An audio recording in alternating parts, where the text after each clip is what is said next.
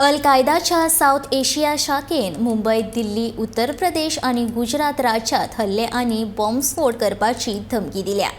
अल कायदाच्या धमके प्रमाण प्रेषित मोहम्मद हांचो अपमान करपी कोणाचेर ते बॉम्ब हल्लो करूंक शकतात आणि भाजपाचे आदले म्हणयारे नुपूर शर्मा आणि नवीन जिंदाल हांचो मोहम्मद पैगंबर हाचे विशीं केल्ल्या वक्तव्याचेर प्रतिक्रिया म्हण अल कायदान ही धमकी दिली।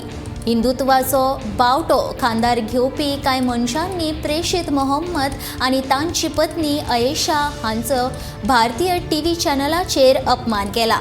असल्यो अपमान करपी गजाली उलोवप्यांक खासा म्हणल्यार भारतांत आशिल्ल्या हिंदुत्ववादी आतंकवाद्यांक आनी आमी सोंपयतले अशी धमकी दिल्या।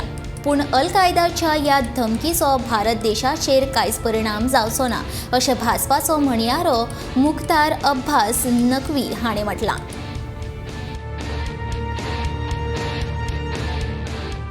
इस्लाम को सुरक्षा कवच बना करके इंसानियत को लहूलुहान करना चाहते हैं।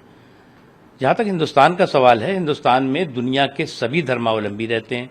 हिंदू हो, मुसलमान हो, सिख हो, ईसाई हो, पारसी हो, यहूदी हो, या जितने भी दुनिया के धर्म आप गिन लीजिए हिंदुस्तान में रहते हैं।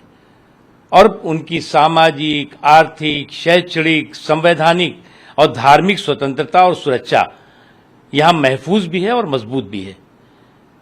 और इसलिए जिस तरह से पाकिस्तान प्रायोजित प्रोपेगेंडे के चक्रव्यूह में कुछ लोग फंस रहे हैं, उन्हें एक बात समझना चाहिए कि हिंदुस्तान की एक भारत श्रेष्ठ भारत की ताकत, अनेकता में एकता की ताकत को कोई कमजोर कर ही नहीं सकता।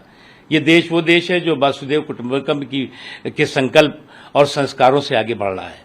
लेकिन इसका कतई अर्थ नहीं है कि ये देश कमजोर है और इस तरह के आतंकवादी संगठन या इस तरह के पाकिस्तान प्रायोजित प्रोग्रामों के जरिए हमारे देश की एकता और हमारे देश के सौहार्द को कोई नुकसान पहुंचा लेगा।